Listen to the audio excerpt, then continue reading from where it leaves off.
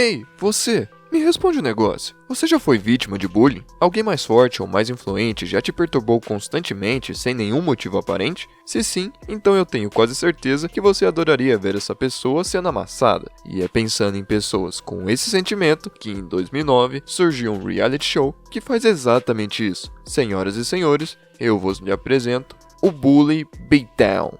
Bully Beatdown, ou Espancamento de Valentão, é um programa da MTV criado em 2009 e que se estendeu até 2011. A premissa do programa é a seguinte: encontrar alguém que sofre bullying e oferecer o bully desta pessoa $10.000 para lutar contra um lutador profissional de MMA. Mas, com um pequeno detalhe, se o bully perder, esse dinheiro vai para a sua vítima. Nesse momento surgem algumas perguntas como: que é isso? Os caras vão bater num adolescente? Na realidade, o conceito de bullying aqui ultrapassa a barreira da escola. Se você tem um irmão babaca, um ex-namorado maluco ou até um cara que te vê na rua e decide te bater sem nenhum motivo, já é o suficiente para considerar esse cara um bully. A segunda pergunta é: quem que é o maluco que vai concordar em participar disso? A questão é que os bullies do programa têm um histórico de ficar brigando na rua, além deles se acharem pra caralho. E considerando que MMA é um esporte que até hoje tem gente que não manja nada, em 2009 não era difícil pensar que era uma briga de rua, só que dentro de uma gaiola. E a terceira pergunta, que não chega a ser uma pergunta, é: tá bom, mas mesmo assim, o maluco vai morrer aí dentro. Pensando nessa possibilidade, os produtores decidiram que a luta em si não seria exatamente uma luta de MMA. E eu explico. O objetivo do bully na luta não é vencer, mas sim sobreviver. A luta é dividida em duas etapas. A primeira é a das submissões. Nessa primeira etapa, os caras não se batem, eles só se agarram. O profissional tem como objetivo aplicar submissões no bully, enquanto o bully tenta escapar a todo custo. A cada submissão bem aplicada a ponto de fazer o bully bater, tira $1.000 do cachê dele, que são redirecionados à sua vítima. Essa etapa acaba se houver 5 submissões ou se o tempo acabar. A segunda etapa é a da luta em pé. Agora não tem mais luta agarrada. Só socos e chutes durante 3 minutos. A luta acaba se o bully desistir, se o juiz interromper ou se o bully sobreviver. Caso ele não sobreviva, mais $5.000 sai do bolso dele e entra no bolso da vítima. E no final dessa brincadeira, o bully prova do próprio veneno e acaba se desculpando pelas suas atitudes. Mas como qualquer reality show, surge aquela pergunta: mas é real mesmo essa parada aí mesmo? E antes de te dar a resposta, vamos analisar as duas possibilidades, começando com a de que seja verdade. Como eu já disse antes, MMA era um esporte muito próximo do desconhecido na época. E os bullies têm um ego gigantesco, então meio que talvez a ignorância seja uma benção, ou nesse caso uma maldição. Na primeira temporada, praticamente todos os lutadores profissionais eram caras desconhecidos que tiveram uma carreira profissional muito curta e muito discreta. E lembrando que nessa época dinheiro era algo muito difícil de se conseguir com MMA, não que hoje seja tão melhor assim, faria sentido esses caras participarem de um programa de TV para ter uma grana extra. Durante as lutas, os bullies usavam o máximo de proteção possível, algo que não seria necessário se eles estivessem fingindo. Os golpes claramente entravam a ponto de fazer alguns caras vomitarem, além de ter o juiz mais competente da história do MMA, o Big John McCarthy, para ter certeza que ninguém se machucaria mais do que o necessário. Se o objetivo é ver os bullies se dando mal, não faria sentido eles exibirem um episódio em que o bully ficou com os $10.000. E juntando com esse post no site Reality Wanted, um site feito para encontrar pessoas dispostas a participar de reality shows, procurando vítimas de bullies reais para participar do programa, parece que temos uma resposta. Só que não. Em entrevista ao site Bloody Elbow, o apresentador, lutador, detento e provável maluco Mayhem Miller admitiu que o programa era totalmente falso em um testemunho que eu vou traduzir para você. Abre aspas.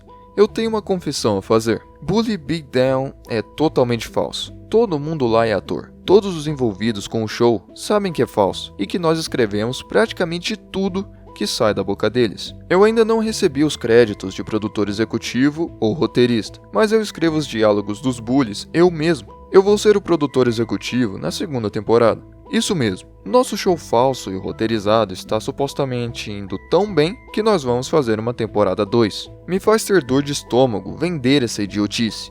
Me desculpa, as lutas são as partes mais complicadas do programa. O truque é contratar dublês que são tão habilidosos que eles conseguem fazer parecer que nós estamos colocando eles em luvas, proteção de cabeça e ser espancado por um lutador de MMA de forma convincente. Infelizmente, as pessoas da internet são muito geniais para serem enganadas por esses truques e acabaram nos expondo. Na realidade, isso não nos afeta, porque ninguém liga para o que alguns sites pequenos falam sobre o nosso programa de sucesso da MTV. Mas eu não pude suportar ler os fóruns com toda essa vergonha que eu estou carregando. Eu estou até pensando em recusar o contrato para apresentar a próxima temporada por causa da humilhação que eu estou recebendo nesse site e em outros.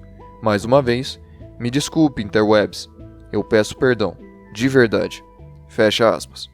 Se isso tivesse vindo de qualquer outra pessoa, eu teria aceitado como verdade sem pensar. Mas vindo desse cara, acho melhor buscar mais informações. Até porque eu não sei você, mas eu acho um pouco difícil o Mayhem Miller ter tanta consideração pelos internautas. Até porque, em 2009, a internet era vista pela maioria como lugar de nerd sem vida social. Na realidade, dá até pra interpretar que esse depoimento inteiro é só um deboche. Tipo, as pessoas da internet são muito geniais ou ninguém liga para o que alguns sites pequenos falam do nosso programa de sucesso da MTV? Parece muito que ele tá tirando uma com a cara de quem levantou a possibilidade do programa ser falso. Até porque ele disse que estava pensando em recusar a proposta de apresentar a segunda temporada. Mas não só aceitou apresentar a segunda temporada, como aceitou a terceira também. Mas mesmo assim, infelizmente, ele estava dizendo a verdade, já que alguns participantes foram reconhecidos como dublês profissionais, como o caso do bully do primeiro episódio, Ryan Kesman, sei lá, já que após um tempo descobriram o perfil dele no site IMDb, mas infelizmente alguém limpou esse perfil. Porém, após uma pesquisa, eu acabei caindo no fórum do time Montana Grizzlies, que é um time de futebol americano universitário. Aparentemente o Ryan estudava lá, mas decidiu abandonar a escola para buscar a carreira de ator, o que eu não sei se foi a melhor escolha da vida dele. Nesse fórum, o usuário copiou e colou o que estava escrito no perfil dele no IMDb, onde vemos que ele participou do filme 2012, além das séries Meu Nome é Earl e Lie to Me. E se isso não fosse o suficiente, em suas habilidades ele destaca artes marciais e ser um dublê. Mas se essas evidências são muito fracas para você, que tal olharmos para o bully Jonathan, presente no quarto episódio da primeira temporada, já que ele fez uma participação no programa Battle of the Bods, um programa em que 3 caras julgam os corpos de 5 mulheres. Se alguém te criticar por assistir o BBB, apresente esse reality show para ele. A cada episódio, os 3 caras selecionados têm uma característica em comum: serem metrosexuais, bodybuilders, músicos, ou no caso do Jonathan, dublês profissionais. E se isso não fosse o bastante, até aqueles que defendem que o programa era real levantam fatos um pouco suspeitos, como o caso do juiz Big John McCarthy, que ao falar do programa em seu podcast, disse que algumas duplas de bully e vítima, na verdade eram amigos que fingiam a história toda só para poder participar do programa. E para completar, até mesmo o meu argumento que os lutadores profissionais não eram dos melhores cai por terra quando na segunda e terceira temporada somos apresentados aos futuros campeões do UFC Ed Alvarez, Tyron Woodley e Daniel Cormier, além do já campeão na época, Andrei Arlovski. Mas no fim do dia, isso é irrelevante. A questão verdadeira é, o programa é bom? Pra falar a verdade, eu não sei. É um pouco difícil chegar numa conclusão, porque quando eu descobri essa maluquice, eu pensei direto em fazer esse vídeo. Então eu fiquei mais analisando tudo, ao invés de aproveitar o show. Mas acredito que varia bastante de cada episódio. O programa é construído para você ter um momento de catarse quando o bully apanha. Se você não constrói empatia pela vítima apresentada, você meio que fica empurrando o episódio com a barriga. Seria nesses momentos que um bom apresentador faria diferença, porque aí você teria um outro motivo para ver o programa, caso a dinâmica não te interessasse tanto. Mas mesmo assim, não acho que foi um erro contratar o Mayhem Miller. Ele é um dos lutadores mais característicos daquela época, em que o MMA era um mar de bizarrice. O único problema é que ele não é tão engraçado assim.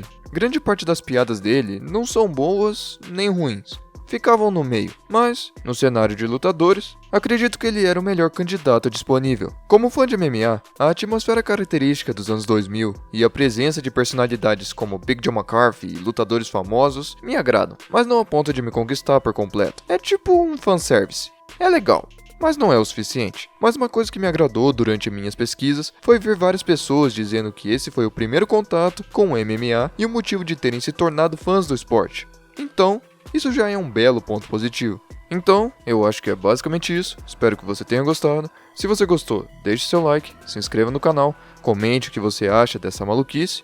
E eu acho que é isso. Tenha um bom dia.